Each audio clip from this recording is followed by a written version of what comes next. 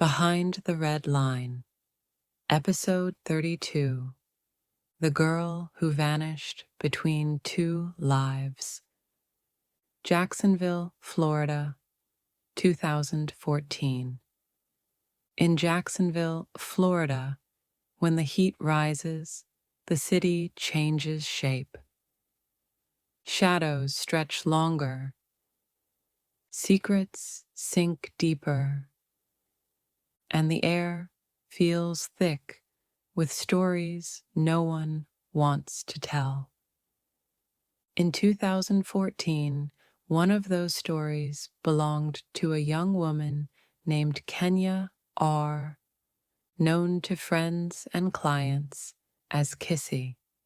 She walked between two worlds: the polished daylight life she was supposed to have, and the darker, survival-driven life she actually lived. Her disappearance started as a whisper in the edges of the Escort scene, then poured into the news, then into national outrage. And the man connected to her, Reuben Ebron, told so many lies that the truth became buried under his contradictions. Every interview, every alibi, every new story he told was a shovel digging deeper.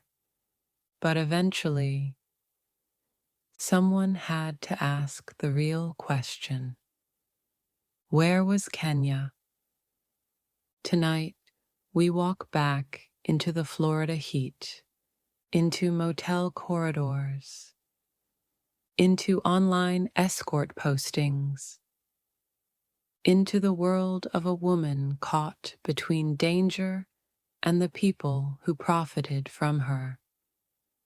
This is Behind the Red Line, Episode 32, The Girl Who Vanished Between Two Lives. Kenya wasn't a stereotype. She wasn't the label the news branded her with. She was 20, vibrant, quick-witted, sarcastic, and deeply loved. A daughter, a sister, a friend who made people laugh so hard they choked. But like so many young women living on the margins, she fell into survival sex work quietly, out of need, out of circumstance, out of the world, failing her long before she ever chose anything. People who knew her said she was smart, she wanted out, she was scared sometimes, she trusted the wrong men. One of those men was named Reuben. It was a summer night, thick with humidity, the kind of Florida heat that makes streetlights glow like blurred moons. Kenya left with a man people knew, a man who'd been around the edges of the scene, a man who promised her money, protection, connections. Reuben Ebron. Witnesses saw them together, laughing, walking quickly, getting into a vehicle. Kenya looked calm, not afraid, but people who do this work know. Danger doesn't always announce itself. Sometimes it smiles. Sometimes it offers a ride. Sometimes it knows your name. That night, Kenya didn't come home. When investigators questioned Reuben, he said Kenya just walked off. Then his story shifted. She got into another car, then another shift. She was alive the last time I saw her. Then, I don't know what happened. His interviews became a maze of contradictions.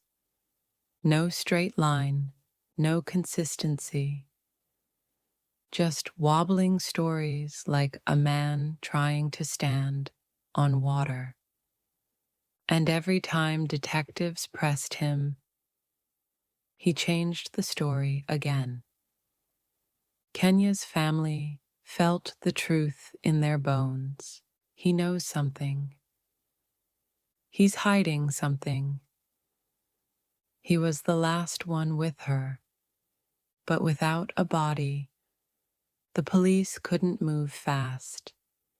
And Reuben used that time to twist the narrative deeper.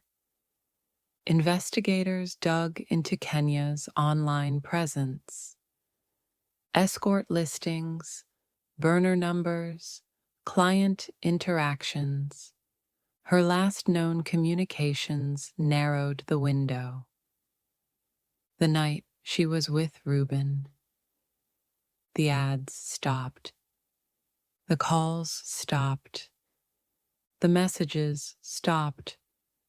Completely. It was like someone unplugged her from the world. Digital silence, the kind killers rely on. One woman said she saw Reuben acting off the night Kenya vanished. Another said he'd been jealous of Kenya seeing other clients. Another claimed he was controlling and explosive. None of these statements alone proved murder, but they painted a picture. A man who wanted control. A man who wanted ownership. A man who didn't like when women around him told him no. And Kenya had been pulling away from him, trying to work without him, trying to reclaim her independence. That, in the world of predatory men, can be a trigger. A week after Kenya vanished, Reuben was arrested on unrelated charges. And that's when something unravels. While in custody, he confides to someone else. A slip, a confession, a moment of ego. He says, "They're not gonna find her." That single sentence changes everything. Because innocent men don't talk like that. Detectives launched one of Jacksonville's most desperate searches. Wooded areas, retention ponds, abandoned properties, highway shoulders, canals, motel dumpsters, sex work strips. Volunteers searched in triple-degree heat. Her family distributed flyers until their hands shook. But nothing surfaced. It was like she'd been swallowed whole by the city. Investigators seized Reuben's devices, and that's where the truth cracked open. GPS pings placed him in isolated, wooded areas the night Kenya disappeared. Areas he had no reason to be. Areas commonly used for dumping. Prosecutors called it movement consistent with disposal. Reuben called it coincidence. But the evidence started spiraling against him. He lied about locations. He lied about times. He lied about Kenya's last moments. And every lie pulled him deeper. Months later, the worst fear became reality. a body was discovered in a rural area of Jacksonville, decomposed, alone, discarded like trash. DNA confirmed it. It was Kenya. The family broke. Detectives hardened. The city woke up. The manner of death was violent, but the specifics were withheld, both to protect the investigation and to respect Kenya. Reuben was charged, his lies unraveled in court, and the story he hid behind couldn't save him. What happened to Kenya wasn't rare. It wasn't random. It wasn't a fluke. It was part of a pattern. Predators target women they believe no one will fight for. But Kenya had fighters, her family, her community, the women who worked the same corners she did, and the people who refused to let these stories fade. Behind the red line is one of those voices, recording the stories that systems try to erase. Kenya deserved protection. She deserved a world that didn't push her into danger. She deserved a justice system that listened faster. She deserved life. Instead, she became another woman lost at the intersection of poverty, exploitation, and predatory men who think some lives don't count. But she counts here.